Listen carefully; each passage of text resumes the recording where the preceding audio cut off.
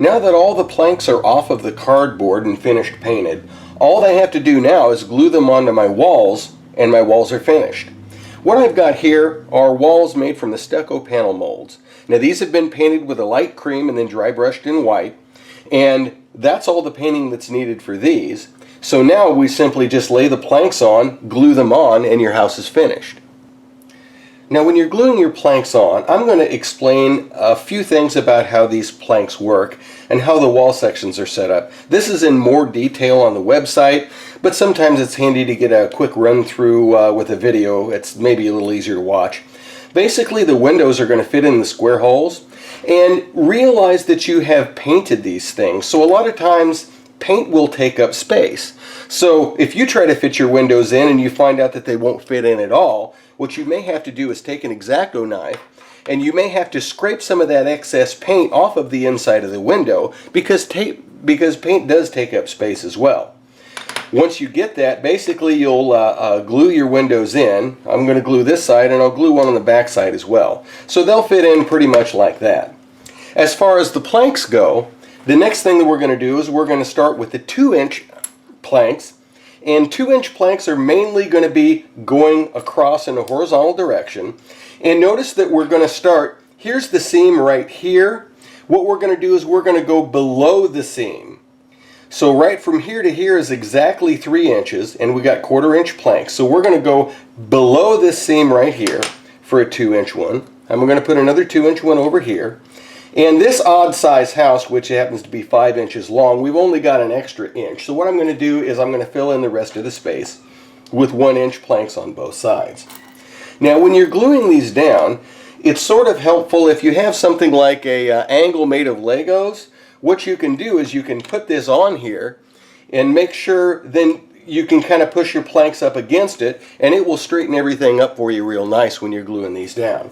Now after the 2-inch planks are on, next we're going to go with the 2.5-inch planks to go right in between here. So on the edges we're going to have 2.5-inch planks, and we're going to frame the other stuff. Okay, so we're probably going to have a 2.5-inch plank on one side of the window, another 2.5-inch plank on the other side of the window, because we have these seams that we want to cover up. We'll probably put a 2.5-inch plank on one side of the door, and a 2.5-inch plank on the other side of the door like this to break up the bottom. Now you want to fill up and cover some other seams, like I've got a seam right down here, and I've got another seam right down here, although it's sort of hard to see them, and you might not worry about it too much if you don't want to worry about covering them up. To fill in this bottom spot, I'm just going to use one of these pieces right here, and I'm going to fill in under the window with that. And this distance right here is a 1/2 inch, so I'm going to take a 1/2 inch plank and I'm going to put it right about there. And I can take another 1/2 inch plank and put it right over here if I'd like. And let's see, I can glue that into the spot right there. If I don't want it to be uneven, I can always stick another 2-inch plank over here on this side. Or if you want to get decorative about it, you can always take one of these little filler blocks and throw it down here to fill in that way. Above the doorway, of course, you're going to have to fill in with a 1-inch plank, because we had to glue 2 planks up in here to make our doorway, instead of 2 inches, down to 1 3/4 inches tall, because most doors are 1 3/4 inches tall.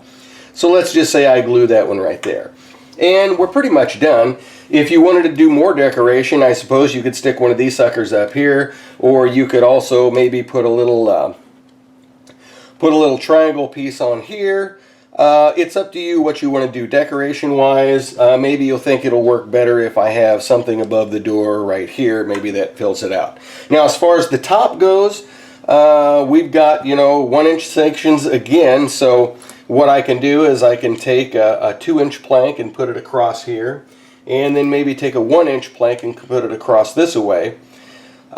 If you go above the seam line right here and these stick over, you can always nip these off, and you'll probably have to do that anyway. Nip those corners off, or sand them or something like that, because I don't have any angle planks that fit exactly, and roofs are so screwy anyway that it probably is not going to matter.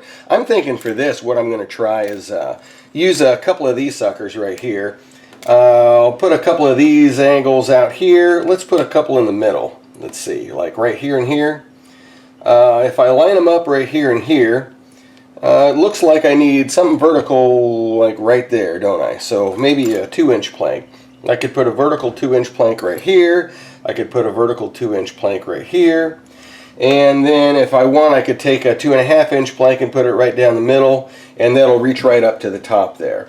You don't have to do it that way if you like. If you've got seams like here that you want to cover, maybe it'll make more sense to put a plank over this seam right here, and we'll take another 1-inch plank. By the way, that's why I sort all of these, because you go, oh, I need a 1-inch plank. You know exactly what pile to get it from, and it doesn't take you forever to grab what you need. And maybe, let's say I'll put one across like this, and maybe I'll put a 2-inch one across like this. And in this case, what I might do instead is get a couple of these angle pieces right here, and maybe I'll shove them in the corner. I'll put one over here, and then I'll get one over for the other side as well. Let's see, it'll just maybe go over like that. Okay, there we go. And you can fillet them in like that. If you want, you can also put them up above here, or if you like the whole curved beam idea, you could put glue curved beams up here and here for the very top peak. So it's up to you. Basically, after you glue these down, the wall is done. It's finished and painted. So you don't have to paint individual beams by hand. I think this seems to be a pretty decent way to do it.